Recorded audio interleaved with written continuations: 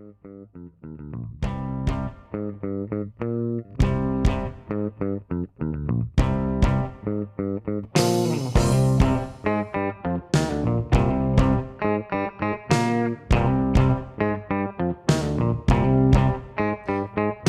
to another episode of Meaningful, Measurable Marketing with the Data Dames. I'm Jen Carroll. And I'm Annalisa Hilliard. If you like what you hear today, there are several ways you can connect with us. First way is on our website at datadamesmarketing.com. And you can also find us on Twitter. I'm at Jen C. Ryder. And I'm at A. Hilliard M. We're both on LinkedIn, as is Data Dames Marketing. In today's episode, we're going to be talking about the difference between website marketing, website design, and website development.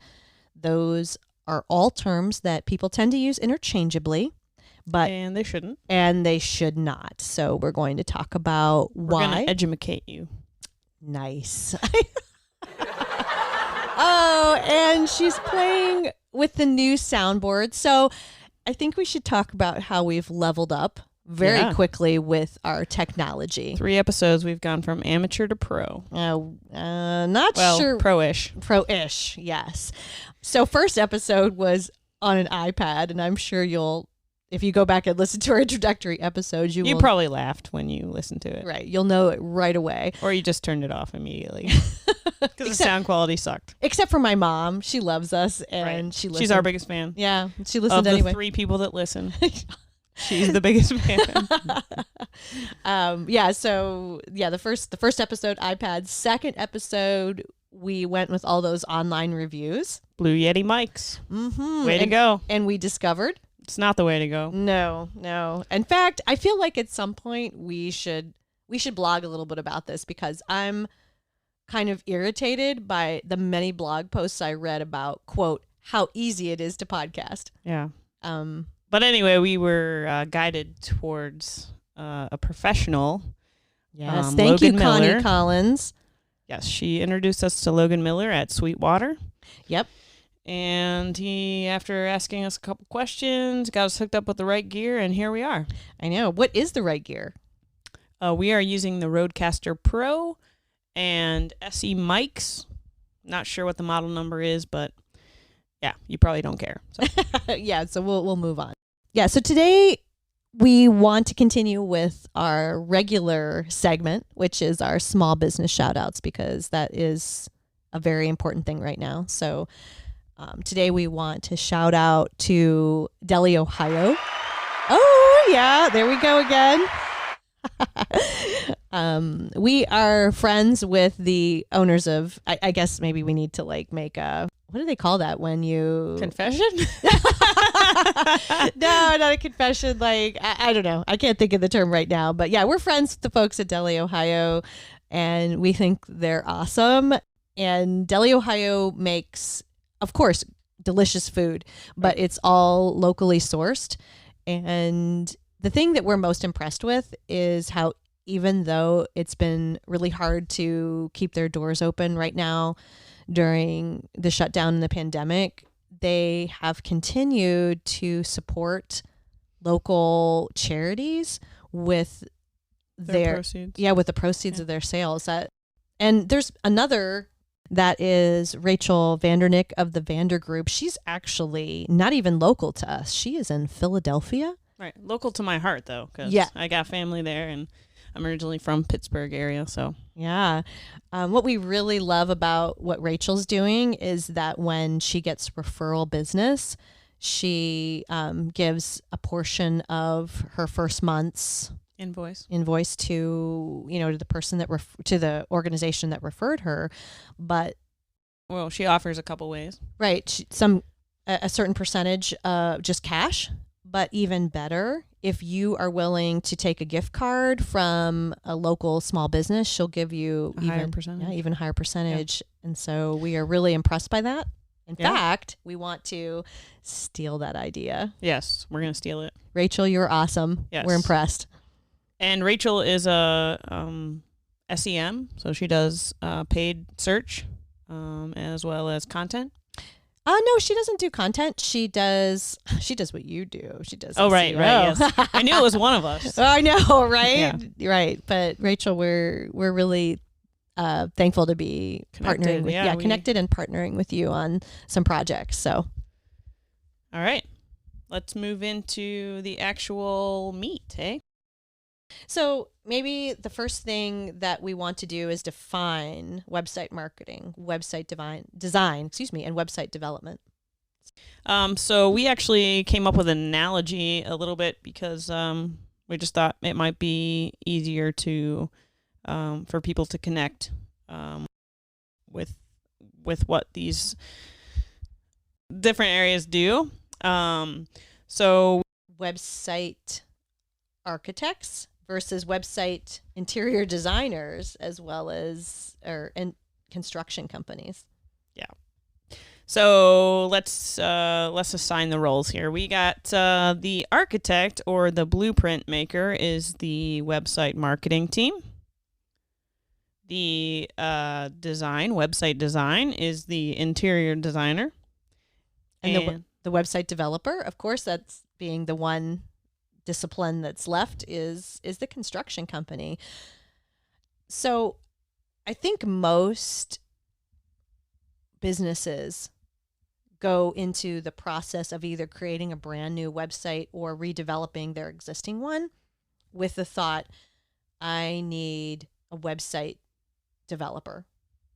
Yes. Yeah. Or they'll say I need a website designer. Yeah. Which they may mean developer. Right. And again, we're back to those interchangeable terms. But our premise is, our thesis for this podcast. Always start with website marketing first. Right. And here's why. Okay. Right. Yeah. So you have the blueprint, which we assign to the website marketer to kind of provide the big picture vision. Mm-hmm. Yeah. Before you get into the details of the website. And if you just start jumping into the details, you kind of get lost in the weeds a little bit, and it's easy to do. I'm the first person to like spend 3 hours looking at different fonts. Yes, you are. And you know, that stuff is important, but you really have to tie it into your marketing goals and your business objectives. And one thing we promised with this podcast is that we would always bring it back to the two terms, meaningful marketing and measurable marketing. So when you have a marketing plan, you have to realize that your website is a tool, one of many tools in your marketing toolbox. An important one. Oh, yeah, actually, it may potentially be one of your most important tools. It could be your central tool, but it is nevertheless a tool. And if it doesn't serve your business goals and objectives, if it doesn't serve your marketing strategy, then it's not functioning at full potential. Right.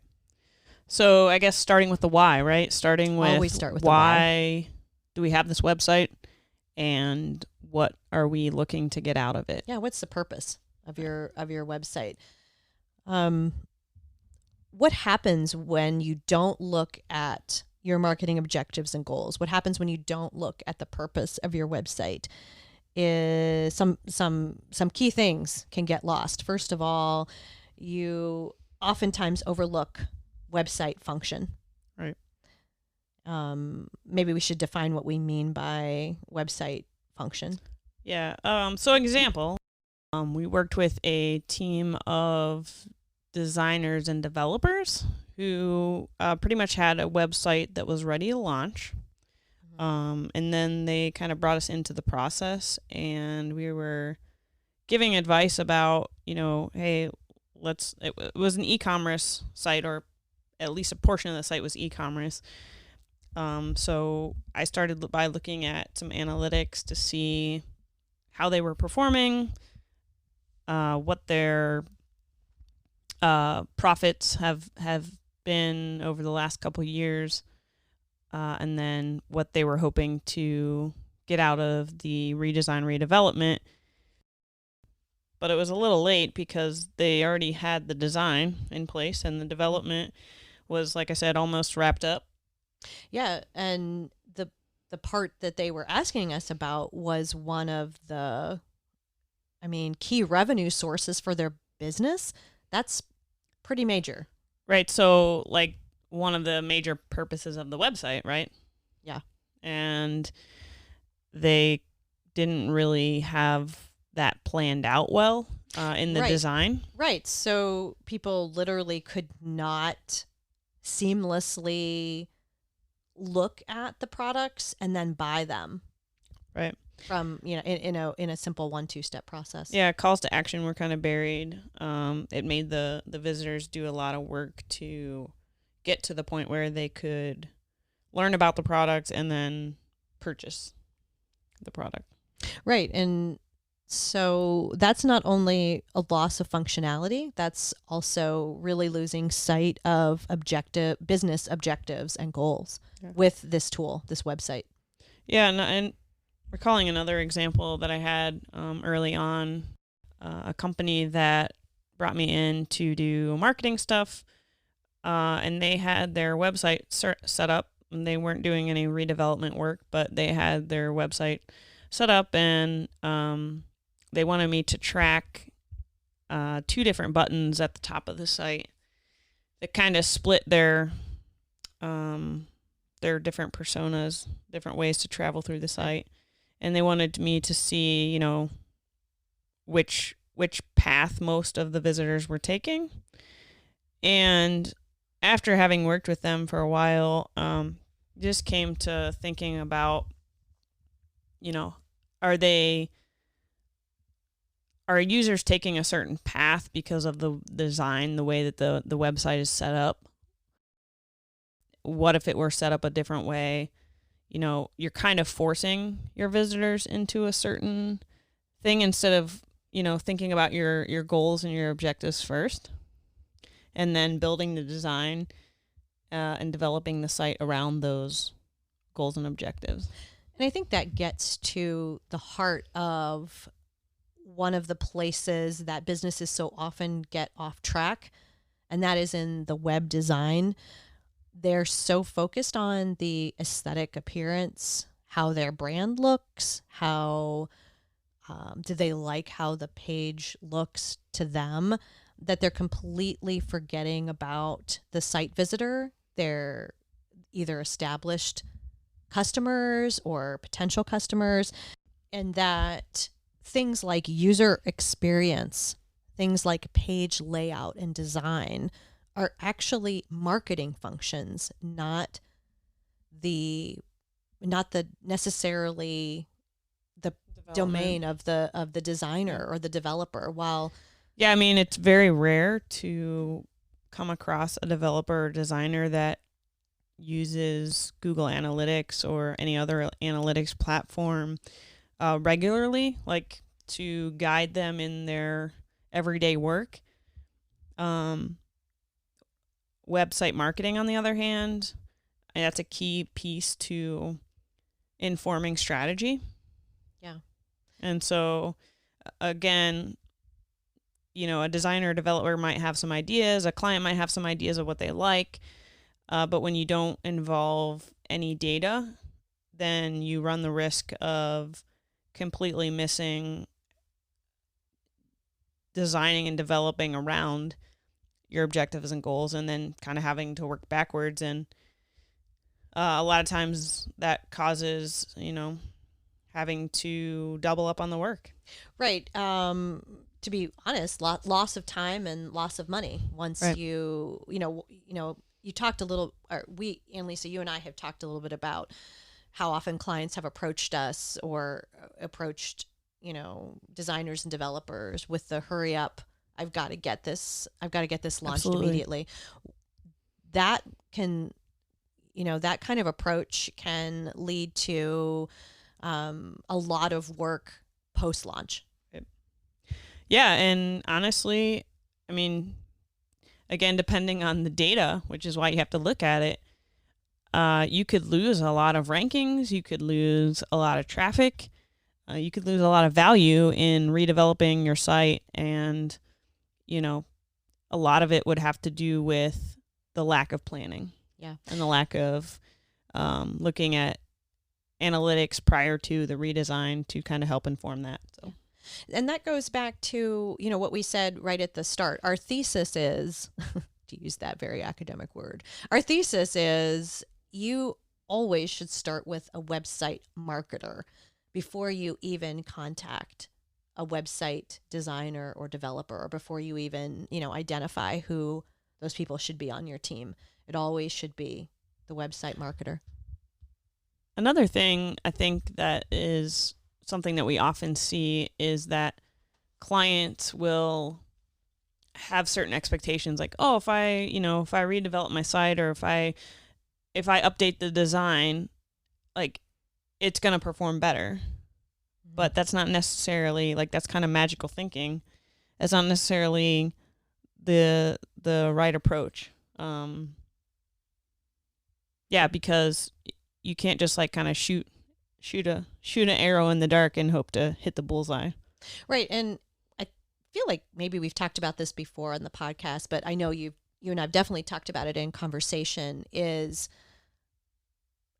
coming at marketing from your own perspective, and the fact that you think, if this resonates with me, or if this is how I would approach this, or this is what I would want, that must be what everybody wants. And unfortunately, that's just not the case, which is why you need, even with website development, you need data-informed process. Yeah, it's almost like internal blinders. Yeah. I mean, a lot of times we look at our own business and we think we understand it a certain way, and then they do. And not to say you don't understand your business, for sure, you absolutely do, for sure. But it is from your perspective, right? And so that's just one perspective, right? When you ask your clients, they might see it differently, and they might see it from a different perspective, and so it is really helpful to have an outside perspective. Well, and data is so, what's the word I want? Data is completely unbiased. Yeah. Now that doesn't. Well, okay. All right. Go. Maybe not. Maybe not. Okay. Well, that's kind of a whole other podcast. Okay. We'll put that in our podcast list. Yeah. Is data biased? But we might have to have a guest on the show for that one. All right. Deal. But it does give you an outside perspective on, what you think needs to happen with your website.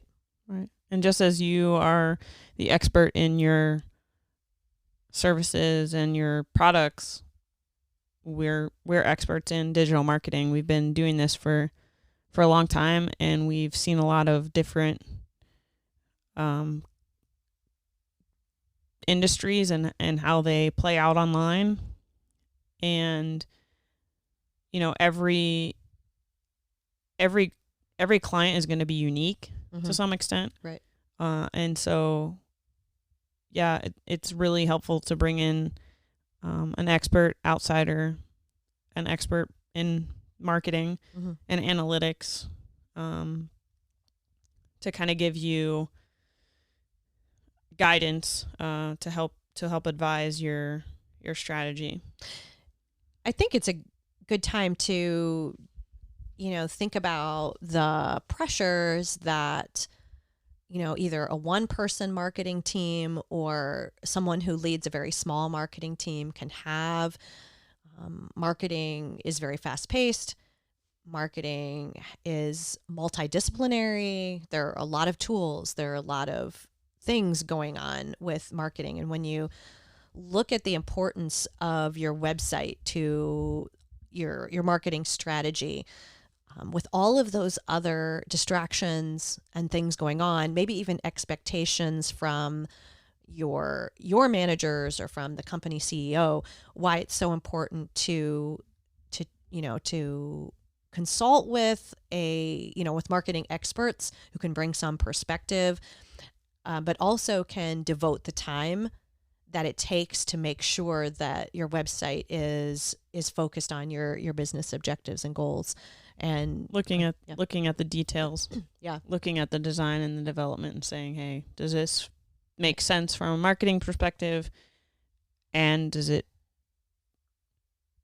speak to, or does it satisfy all of the business objectives that we're going after? Now, Right. I will say, okay, so saying all is a bit much.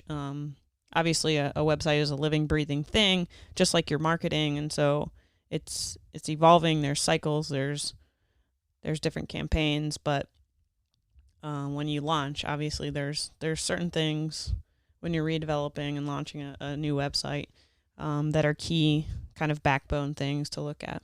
Yeah, and that's a really important reason to bring in some outside marketing perspective, again, before you even talk to a designer or a developer.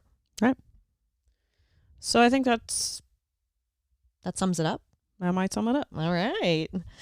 Oh, wrong one. There we go.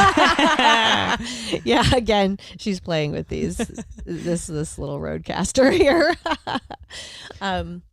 So I guess to summarize, our view is that whenever you're getting ready to build a new website or you're getting ready to redevelop a website, you start with a website marketer. The website marketer is that person who's going to help you build a blueprint. They're the architect.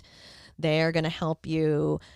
They're going to help ensure that website not only is meeting your business objectives and goals, they're going to, from a design standpoint, but also from a functionality standpoint. Yeah, from functionality, and that, when you involve a web designer, you've essentially already moved to the interior design portion of the process.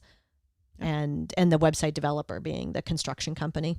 They're basically putting the code together that will deliver the structure that you, or the finished product, I guess. Deliver the finished product that you want. And when you fail to bring the website marketer in at the beginning, it's like forgetting to put a bathroom in the master bedroom. It's so American, right?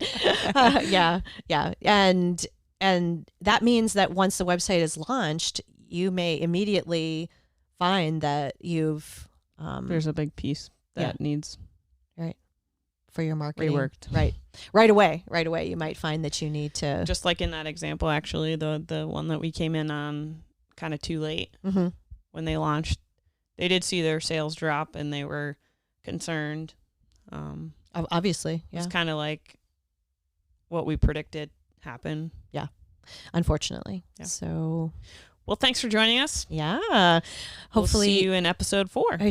Hopefully there were a few tidbits that you can take away and use for your I was already business. Saying goodbye. Oh, all right. Well, I guess I'm, as usual, dragging things out. So we are the Data Dames of Data Dames Marketing. You can find us at datadamesmarketing.com. You can find us on Twitter, Gen Z Writer, A Hilliard M, and find us on LinkedIn.